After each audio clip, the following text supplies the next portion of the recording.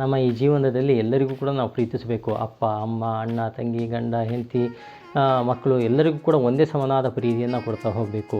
ಅವರು ಏನೇ ಆಗಲಿ, ಅವರು ಮುದುಕರಾಗಲಿ, ಕುಂಟರಾಗಲಿ, ಕುರುಡರಾಗಲಿ, ಏನೇ ಆಗಲಿ ಕೂಡ, ಕಿವುಡರಾಗಲಿ, ಎಲ್ಲರಿಗೂ ಕೂಡ ನಾವು ಒಂದೇ ಸಮನಾಗಿ ಪ್ರೀತಿಯನ್ನು ಕೊಡಬೇಕು. ನಾವೇನಾದ್ರು ಅವರನ್ನು ಮಾನಸಿಕವಾಗಿ ಅವರನ್ನು ಹಿಂಸೆಗೊಳಿಸಿದರೆ, ಅವರನ್ನು ನಾವು ಬಿಟ್ಟರೆ, ಪ್ರೀತಿಯನ್ನು ಕೊಡೋದನ್ನು ಬಿಟ್ಬಿಟ್ರೆ ಅವರು ತುಂಬ ಮಾನಸಿಕವಾಗಿ ಹಿಂಸೆಯಾಗಿ ಅವರಿಗೆ ಕುಸಿದು ಹೋಗಿಬಿಡ್ತಾರೆ. ಅದಕ್ಕೋಸ್ಕರ ನಾವು ಆ ಥರ ಮಾಡಬಾರ್ದು. ಹೀಗೆ ಗಂಡ ಹೆಂಡ್ತಿ ಇರ್ತಾರೆ.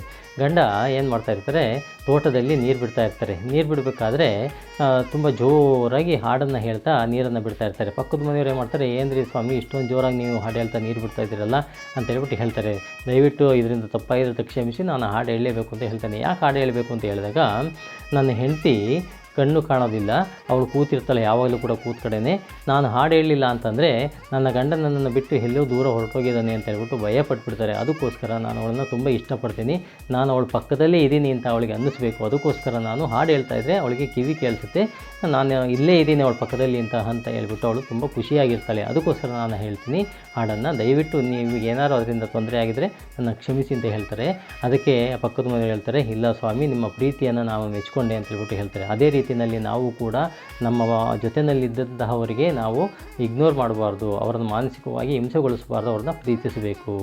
ವಿಡಿಯೋ ಇಷ್ಟ ಆಗಿದರೆ ಶೇರ್ ಮಾಡಿ.